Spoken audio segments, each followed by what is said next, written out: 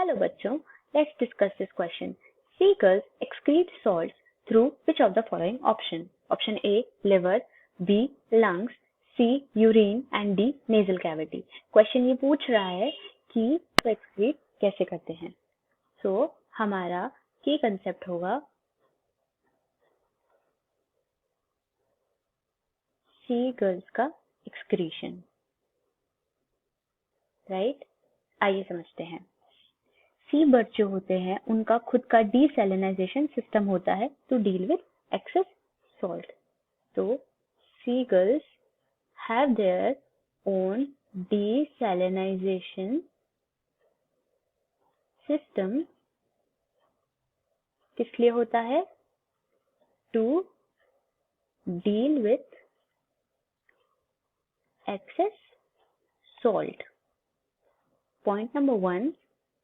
Obviously seagulls हैं, ocean में रहते हैं, तो जब वो पानी पी लेते हैं या पानी में रहते हैं उसकी वजह से जो एक्सेस सॉल्ट उनकी बॉडी में अक्यूमुलेट हो जाता है, उस एक्सेस सॉल्ट को रिमूव करने के लिए उनके पास स्पेशलाइज्ड ग्लैंड्स होते हैं, राइट? क्या होते हैं? स्पेशल ग्लैंड्स प्रेजेंट होते हैं. वो glands lie in shallow depression in or above the eye socket. These lie in shallow depression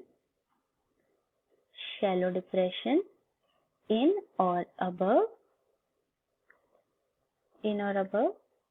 eye sockets, right? उनकी पोजीशन की वजह से ही उनको सुप्रा ऑर्बिटल या फिर नेजल ग्लैंड्स कहा जाता है, राइट? क्या करते हैं ये सारे ग्लैंड्स? एक्सेस सॉल्ट को एक्सक्रीट करते हैं, ब्लड के थ्रू ग्लैंड में पास करते हैं और वहां से कंसंट्रेटेड सॉल्यूशन बनता है और नेजल कैविटी में पास हो जाता है, राइट? तो हमने पहला पॉइंट क्या पढ़ा कि जो सीगल्स होते हैं उनके पास अपना डीसैलिनाइजेशन सिस्टम होता है to deal with the excess salt, right? अब ये डीसैलिनाइजेशन सिस्टम किसके फॉर्म में होता है वो हमारे दूसरे पॉइंट में बताया गया है, स्पेशल ग्लैंड्स के फॉर्म में. ये लाई करते हैं शैलो डिप्रेशन इन ऑन और above I sockets, right? I socket के ऊपर या उसके अंदर प्रेजेंट होते हैं, इसीलिए इनको बोलते हैं सुप्रा ऑर्बिटल या नेजल ग्लैंड. कैसे वर्क करता है? जो भी एक्सेस सॉल्ट होता है वो जाता है ब्लड में, राइट?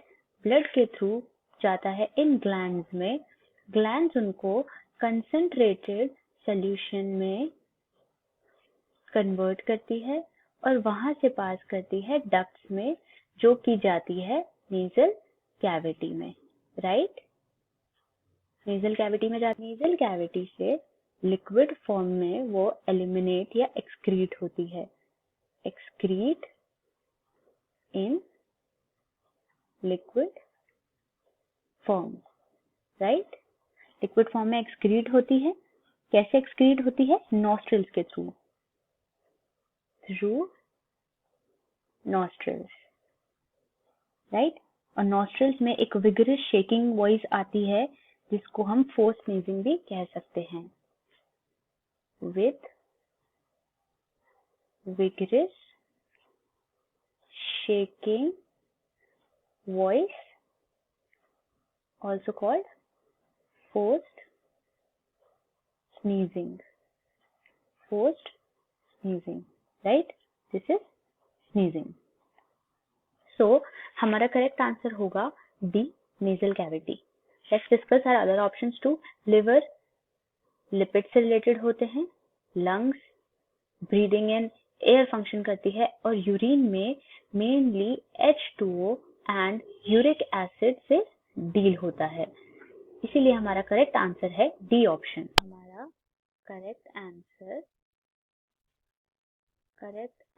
है D option, nasal cavity. I hope you understood. Thank you so much and all the best.